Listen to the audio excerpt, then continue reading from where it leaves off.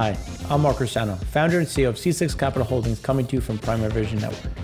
So on our econ show today, we have a lot to talk about. I tried to keep it a little bit shorter because last week was fairly long. And here in the first segment, we're going to talk about electricity prices. And it's interesting because electricity prices are hitting everywhere, not just, obviously Europe is front and center, but it's hitting all different areas for different reasons. And we want to go through how that's the case, why that's the case. But realistically, what is that doing to the economy? What is that doing to the consumer? And there's a lot of problems that are holding through. And it's important to look at, and we're going to liken some of this to the 70s, because there are a lot of issues and a lot of problems that continue to roll out. Then we're going to follow through the Fed tightening. So the Fed tightening is going to accelerate in September just based on timing. But we also want to look at what kind of pressure is that going to put on the market? And as we've already started to see a lot of fairly big decline in some of the data, especially when we look at the PMIs. PMIs are now fully in contraction. We want to talk about what does that mean. Then we're going to go through real estate, and it's just the numbers are just getting absolutely annihilated. And we want to talk about why are they going down, but also are we going to see a pause? You know, is this because one of the things that my old boss used to say, and I think holds true in a very big way, nothing goes down in a straight line, like nothing dies in a straight line. So the pain will start to ebb a bit and they'll slow a touch, but then they will start to, I think, continue to go down. But as you start to get this balancing act, especially to seasonality, you know, September and the fall is not really a huge time for home buying. A lot of people like to do it prior to school starting, so that we'll go through that. Then we also want to talk about the ECB. So if you remember, I feel like months ago now, we talked about how the ECB was going to tighten much faster than what the market was expecting, and now that's come to pass. And we want to go through, well, why are they going to increase rates so fast, and what is really the driver behind it? So we're going to look at inflation and that underlying data. And then obviously China has rolled out more stimulus, and it's going to fall short, as all of it has, just because of where it's being directed, which is a shocker, I know, infrastructure. But why is that going to fall short? And where do we see some other cracks that are going to really absorb and keep China under a significant amount of just economic pressure and problems?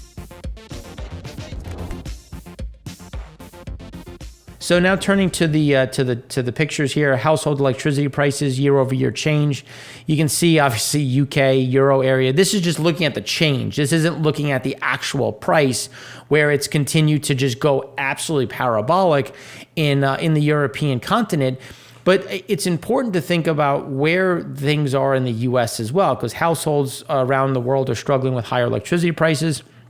U.S. is lagging the U.K., Euro area, and Japan in terms of year-over-year gains, but increases are continuing, and they're uncomfortable already, and we haven't even started to approach where we are in regards to Europe and the U.K. And just based on the amount of natural gas we have in the U.S., the amount of baseload capacity that is nat gas fired, we really don't have the capacity or the ability, or not that we will get to that level, just because, again, we can insulate some of that price, but it doesn't mean that it's not going to have a huge impact, because what is that going to do to pricing? Because we also import a lot from Europe. So then you look at Europe, which is facing a consumer that's going to get hit with these prices, an industrial sector that is going to get hit with these prices, and then an economy that's going to struggle.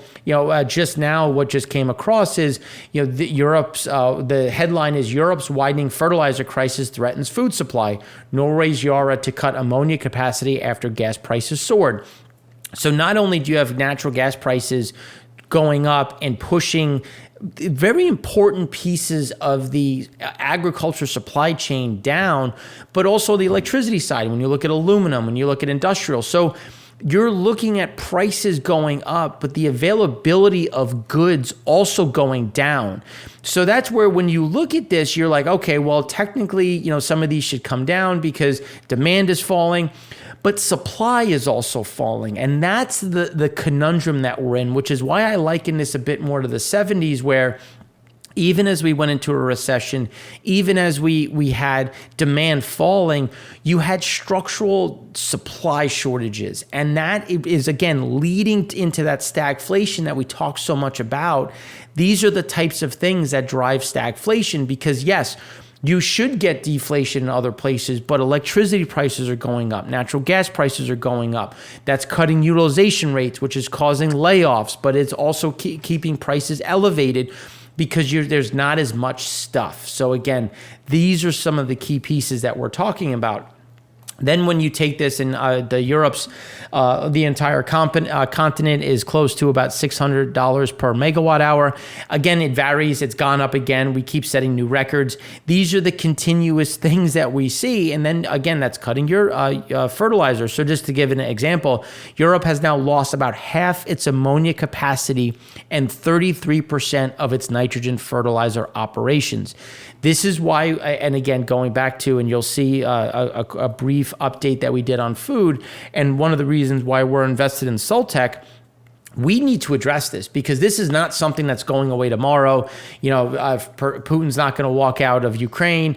There's not all of a sudden, supply chains aren't going to snap back together.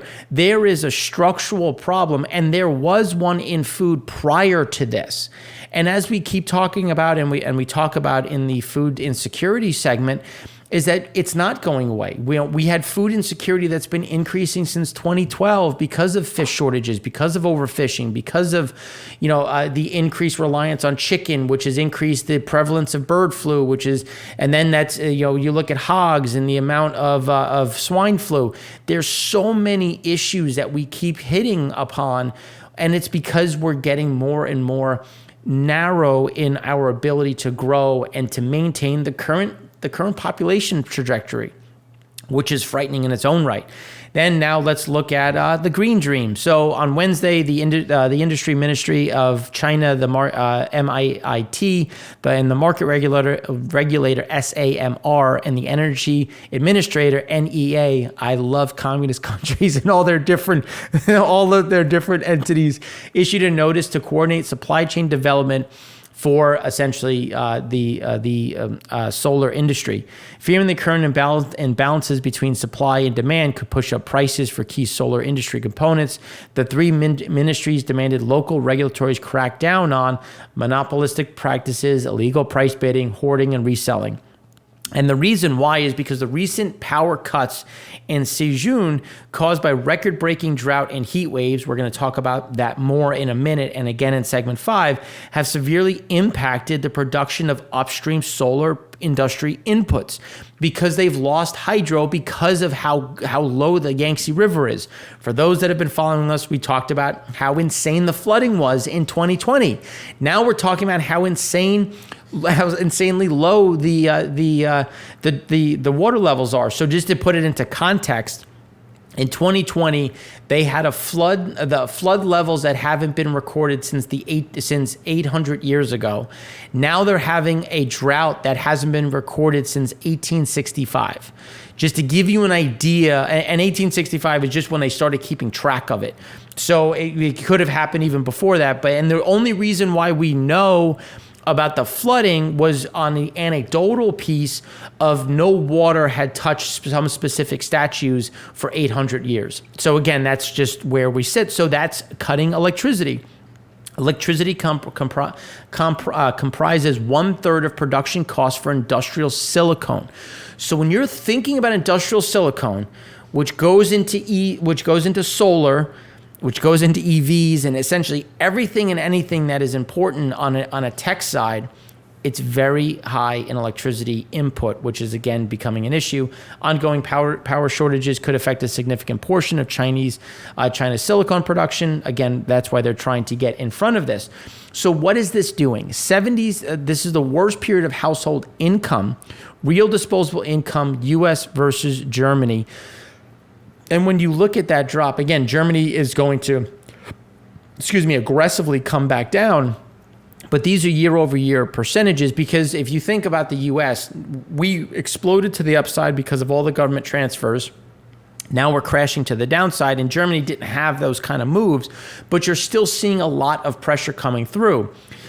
So when we look at this in general, compare US and Germany, households' current income shock is much harder than in the 70s. In Germany's 80s and early 2000s were more severe. So when we're looking at how the households are trying to manage income, and yes, that you can talk about, well, their balance sheet is better because of savings, because of low interest rates, but realistically, the new income coming through is just getting absolutely obliterated. And taking that to the next level, household incomes are crashing worldwide. Global real disposable income is down and falling. And unfortunately, it's happening in the worst countries or the biggest spending countries, which is going to create a lot of this additional stress. Interest rate sensitivity activity. So anything that's interest rate sensitive is coming down. We're now in negative territory. Solid lines are mortgage approvals. Dashed lines are auto sales, which is obviously is very much driven based on what is interest rates. And we've said from February of last year, the bond bull market is over. And because of that, interest rates are going back up. You're going to see that pressure coming back through. And we've gotten so drunk and used to cheap debt, cheap money, that even a small uptick just has these huge reverberating impacts, which is something that we're seeing on that household incomes.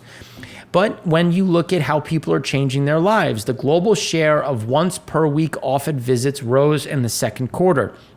So when you look at it, about 50% of people, globally speaking, and again, this is just using data that is there, 50% of people were going into the office once a week. So work from home habits are settling into industry specific patterns. About 55% of workers are in person full time, mostly those in frontline jobs like retail, food service, manufacturing, according to a separate research from Stanford economics professor Nicholas Bloom. Roughly 30% have hybrid arrangements, typically managers and professionals, while 15% of workers are fully remote, largely in support roles like payroll and IT. So again, you're starting to see some of these pivots. And one of the things that we've said is that the hybrid model was going to become more standard than it has been. And again, that's going to eat into just global gasoline demand. And again, it's not like we're going to see gasoline demand drop 20%, but it's just, if you look at the expectations of a continuous rise up, it's just, you're going to get more of a flatlining where you have immigrants coming in who will drive more. You know, you also have people that are drive more on the weekends. So it's not so much that you're going to see this massive drop. It's just you're not going to see the growth. And I think that's where I lose people sometimes, because there's this view that it's like, oh, well, gasoline demand and oil demand only goes up. And when you talk oil demand from OPEC's perspective of 100 plus million, they include liquids. Now, our view is that black oil demand flatlines, on gasoline coming down. And again, talking holistically speaking, gasoline flatlining, but the demand is going to be driven by the liquids front, the LPG side, the butane, NGL side, as well as condensate naphtha. And that's going to be the driver, not as much on the black oil front, because you're going to lose some of this incremental demand that was supposed to build on and continue to rise up. Now, looking at other ways that the consumer is getting absolutely smashed, rising rates are going to weigh on developed economies with pricey housing markets. Now, the reason why this is so important is because people bought in at these prices. So if you start to see this roll over, well, how are they going to sell or move about? And that's where we start to get kind of this tightening aspect of just how much can we see a rotation and see people leave? Because one, you've locked in rates in the US at least 3.5%, and you've probably paid 15 to 20% more than you should have. Well, not that you want to move, but why would you? And that's where you almost get these golden handcuffs. And the price to income, I think, is also going to, again, have to take that reversal.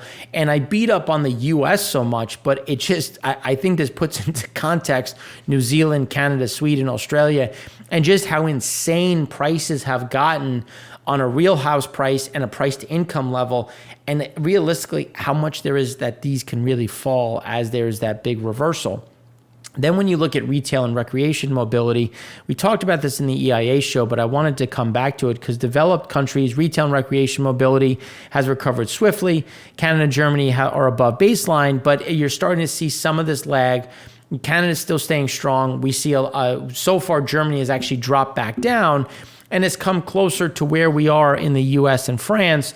And it's only going to get a bit worse as, again, the economy struggles and we see those knock-on effects from increased electricity prices, nat gas prices, and the lack of ability to just move about. When you look at real M2, this is looking at the G7 and it's just showing you the amount of liquidity tightening and the 6-month rate of change. So you're seeing, again, why we think that there is a very good chance that we're in a recession with the money supply falling, which is just showing that tightening. But because the world has gotten so used to a very continuous amount of new dollars being printed, as this comes out, you have a shock effect and it's driving the dollar higher. And again, the rising dollar is bad for global trade because it makes it so expensive, which is why we keep talking about the pressure that's going to remain on emerging markets. And this is one of those key ones because do they have the dollars to purchase things? A lot of these commodities are trading in dollars, and not only are the prices going up, but they're going up in dollar terms as well, which is, again, just increasing the pain, which is why we think that there is more pain to come on the EM side, which is another reason why trade balances are deteriorating, because you have dollar pressure there, you have slowing economies in the developed world, and as we said, it starts in the developed markets and bleeds down, which is why those trade balances are getting worse.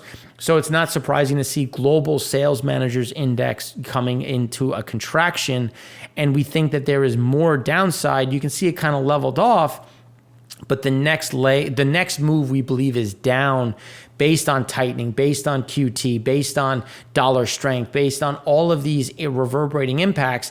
And one of the most important ones, again, coming back to electricity. So coming full circle, I think this is a very good chart to highlight where you have a gigantic drought blob that you can see in China in both Zhejiang on the west side, but the East Coast, and the reason why I show these two charts together is you can see how much green and how much farmland exists in the exact spot that you have record-setting heat. China is experiencing the worst heat wave ever recorded in global history. The combined intensity, duration, scale, and impact of this heat wave is unlike anything that humans have ever recorded. It's not saying that it's never happened. It's just that it's never been recorded. And again, there's been hotter periods in different places. This is talking about the duration, scale, and impact. And the impact is huge because that area right there, that gigantic red blob, is where a significant amount of farming takes place, but it's also where the Yangtze River is, which is a huge amount of industrial capacity.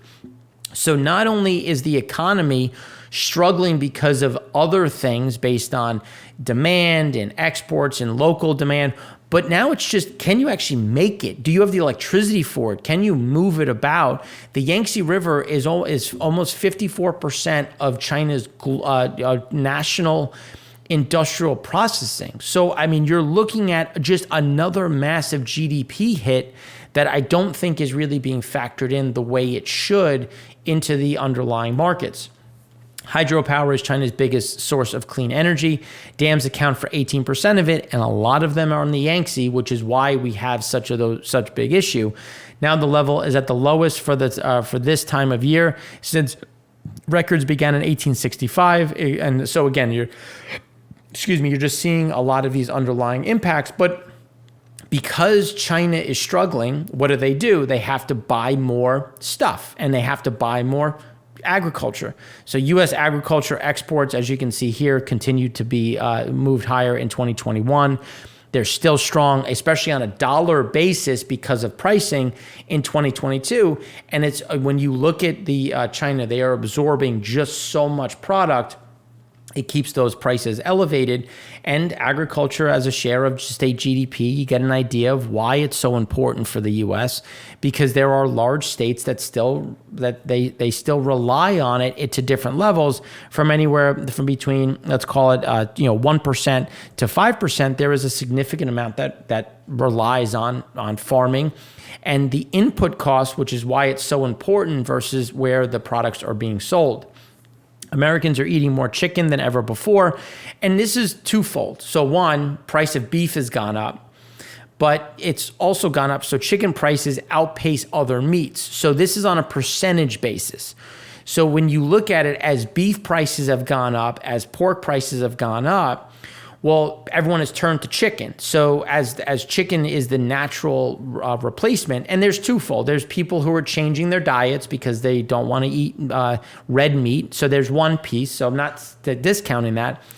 But that's small in comparison to someone who's looking at their pocketbook and saying, I want to eat meat, my kids need meat, but I can't afford beef. I can't afford red meat, so I'm going to buy chicken. And as the chicken prices go up, you're looking at it, and I know myself, I've complained about, oh my God, I can't believe chicken's so expensive. It's still cheaper than beef, and that's where you have a lot of these shifts. Price of meat has accelerated over the past year, with chicken leading the way. Chicken breast is 32% more expensive than a year ago, which is keeping pressure on households because people still need to eat. So can you afford a steak or can you afford chicken breast? And both of them have gone up. Both of them are expensive, but chicken is still cheaper than beef. So again, you're still falling to that level. But this is why we talk so much about supply chain and the replacement values, and why there is a pervasive food shortage that is not going away, because you have people, again, clipping over to the other one. Then there's pressure on beef as well. You know, do you have the water, the grain, the pasture land? Because there is a global drought in a lot of areas creating some of these problems. U.S. data is slowing, but they are not falling off a cliff like Europe.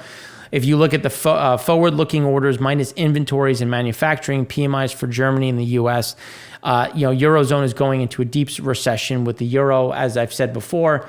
My view is that it was going to go to parity. It's now just below parity, but the ECB is doing everything it can to keep it as close to parity as possible. But as they step away, that's where we see a much bigger drop. But again, you're just looking at, in general, everything is already in contraction. The US is in contraction. Germany is in contraction. It's just in a much worse position than the US, which is why it's not surprising. Global profit optimism also easing from record low. But again, as things get priced in, you start to get some of this normalization, which is why I think we normalize, but it's going to be something similar to that 06 to 09 period where we kind of bounce sideways, but still drift a bit to the downside, which is going to keep that pressure.